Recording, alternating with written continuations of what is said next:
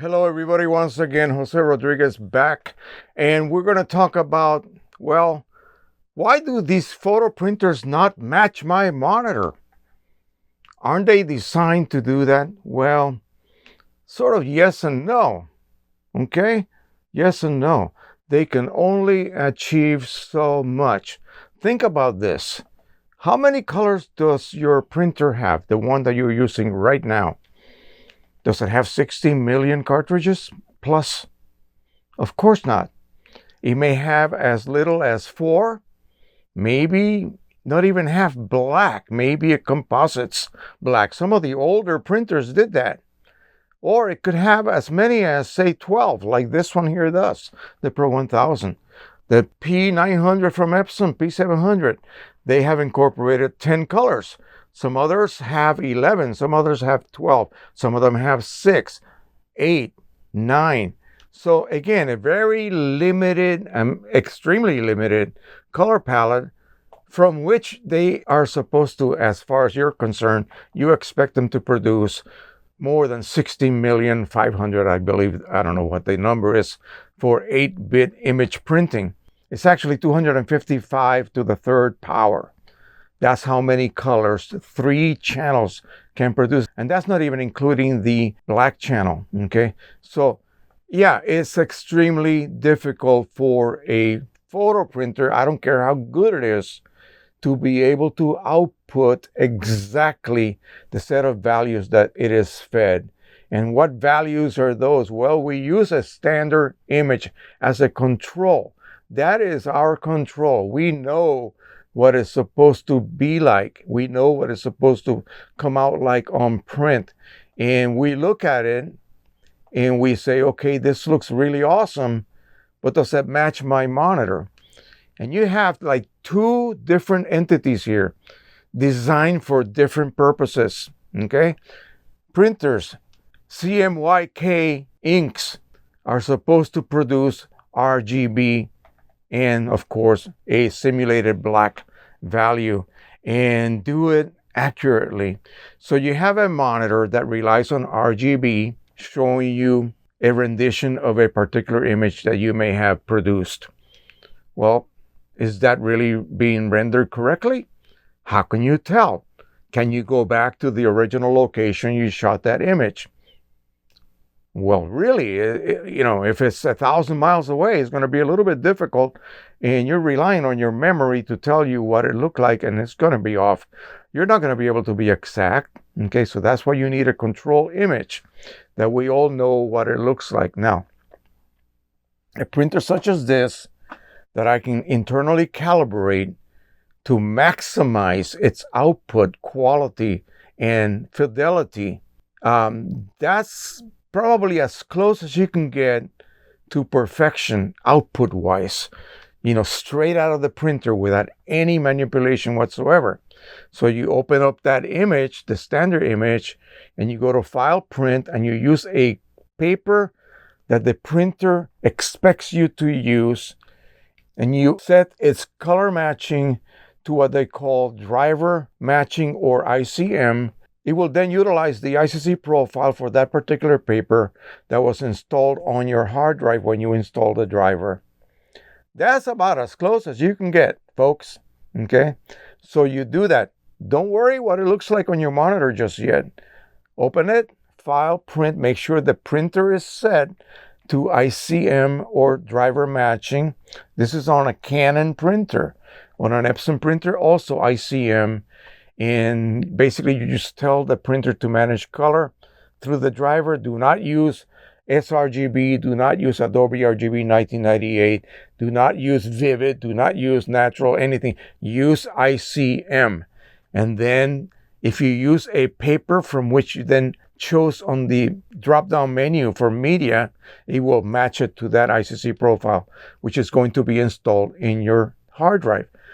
That's about as perfect as you can get. That's why people love to use, say, for instance, for Canon, the PSP or Print Studio Pro, because it does that matching for you automatically.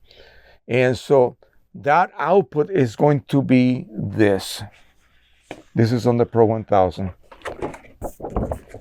And this, if you are here with me and you look at this in person, you will realize that this is as perfect as you can get, okay, from this image. Now, this image is created to outperform any printer that exists today, period. So it has a series of colors, especially here, that are impossible to reproduce correctly because they are beyond the capability of even your monitor display and definitely your printer to be able to be reproduced correctly. But you're looking at everything else here and make sure that it is reproduced as you are accustomed to seeing. So something like this is one of these Southwest Grand Canyon regions here, I believe, and you look at it and you go, wow, that looks normal. That does not look odd. Aspen trees in the fall, that looks normal. That does not look odd. Strawberries, my gosh, they're actually red, and I can eat them right off the paper. A sunset, lava flow, got all kinds of hues and tones to it, bluish, yellowish, yeah, grays, all of that. You look at that, the babies, these little kids right here. You know what skin looks like. You look at this and it looks natural to you. This was rendered correctly. And the most important thing, very gradual transitions without any kind of gaps or jumping from one shade to the other. We call that banding, okay? Black, just above black, number 2. Remember, we have 255 tones. With 0 is you took black ink and poured it on the paper. 255 is no ink on the paper at all, just the paper base showing through. So you have to be able to see every bit of a change from 2, which is just a hair above black, all the way to pure white, which is again just the paper base. You don't want to see colors at all. You want to see nothing but neutral gray. That's called linear neutrality. Here are some bigger steps from black to white. You want to be able to see every one of those. Especially here, you can see the framing outside each one of those little squares. The framing outside is pure black, 0, 0, 0. And then you see the little squares clearly delineated. The same thing here, 254 is a hair under white. You have the tiniest amount of ink applied. I can see that. I can see that. The same thing as I go darker and darker shades, 249, 248, 247. I see it getting gradually darker and darker. That's perfect. That's it. I love this printer at this point because I know it's outputting perfectly. Now, if I take this to my monitor, okay, and I isolate it from the screen because I don't want the screen brightness to affect the way these colors are reflected to my eyes, I have to illuminate this independently of my monitor, okay, with the correct temperature lights, by the way. And so I then compare the two. What I am looking for is not necessarily a match of those neon colors that are out of gamut. I'm looking at brightness and I'm looking at neutrality. If the version of this image on my screen differs in color and temperature, even the slightest, I know I have to recalibrate my monitor. So keep that in mind. For those of you who think you perfectly calibrated your monitor, if this outputs neutrality, which it will be neutral, does not match the neutrality, what you think your monitor is producing, you have to recalibrate your monitor. You have to adjust the white point. That is the D65 or D60 or D55. You have to adjust gradually. Use the advanced method that either your Spider software provides you or X-Rite provides you, and adjust that until you match the neutral rendition of that screen to your neutrally produced print. It will be good as long as your printer is working correctly. So that is it. Once you match those two in those two aspects, neutrality, linearity, by the way, you have to have a linear neutral ramp, okay? No change in between, okay? Now, the question that arose after I gave you all of this information, the question was, why do different printers output differently? Well, why do different cameras output differently with different lenses, different sensors? They all do that, okay? Why do different cars drive differently? Different models of cars, they have a different feel. Why do different coffee brands taste differently? It's coffee, for God's sakes. That's the raw product, but they all taste a little bit different. Okay, why do colas? I can go on forever. So yes, that's what happens. Okay, sorry, that's what happens. Different printers say will reproduce a deep blue differently than another printer. It will not match what your monitor is showing. Some of these colors right here may be rendered differently by other printers. That's just part of their quality. Okay, part of their character. An R2000 only uses 8 colors, no gray or light cyan. So it has to basically attempt to match as good as it can the certain colors on your monitor. And again, remember, those are backlit. They're going to not be able to be reproduced with colored inks. Okay, colored inks have a totally different characteristic to them than a light emitting diode or whatever in your screen. So you might have a sunset with a deep blue sea that looks slightly purplish compared to the more cyan looking blue on your screen. Sorry, that's the way that is. That's the way that printer reproduces that particular set of colors. If you were to see like the gamut of a particular printer in 3D form, you can see yellow, cyan, magenta, red, green, and blue, white, and black. You would see that it exceeds in certain areas, certain color regions differently than another printer. Okay, and the only way that you can get close to that is to profile. That's the only way. Even with the OEM profile, that printer may not match this printer's output. Say a Pro-10 even. Maybe it will not match it. Definitely not an EPSON printer. It's a whole different print engine. So you have to create custom profiles to try to bring everything sort of together close enough so that it's sort of a closer match. I'm going to show you some standard images printed on different papers as well as different printers, and you'll see what I'm talking about. So I have HP paper. My gosh, who uses that anymore, right? Right here. And I'm not going to get up close. My back is killing me today. But I'm going to tell you what I see visually. I'll just put it right next to it. Immediately you can see it's darker. It's just a little bit darker. Let me see if I can get up closer to you. Okay. So you can see it's a little bit darker. Quite a bit actually in this region here. Everything looks a little bit more intense. Maybe you like this look. Maybe you don't like that look. You're looking at these colors here. I see immediately a change here. I see immediately a change on the greens. I can see that green. I cannot see it here. It's just gone, blended. The neutrality is there. I see that. It's just everything's a little bit darker. The reds are a little bit more magenta. In fact, everything looks a little bit like not quite perfectly neutral. That's just the way the Pro-100, yes, I had to tell you that, the Pro-100 outputs with this particular paper. Had I been using Canon paper, it would have more than likely matched this output. So again, not only does the print engine is programmed to output a certain way, papers have a huge effect on the way colors are also rendered. Let me show you two extremes here. You guys know that I like to print on regular artist watercolor paper. So I decided to print a standard image. And it looks awful. It's just terrible. It's like, really? No, I don't think so, Jose. This is not quite good. So what did I do? I made a profile. And now look at the difference. Now keep in mind that the blacks on these types of papers are not going to print dense. It's going to look like you printed on the wrong side of, say, a inkjet type matte paper. If you print in the back, your blacks are simply not going to be dark enough.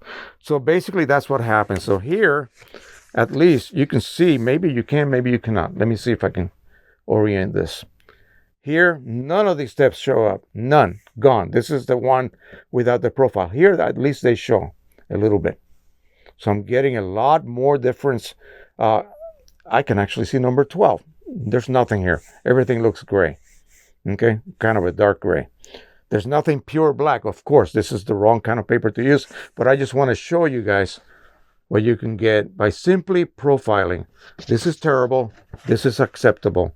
If I spray this with a glossy spray, a protectant spray, I will bring those dark colors a lot stronger and it will look a lot better. Now, the same thing here. I believe this is Canon matte paper.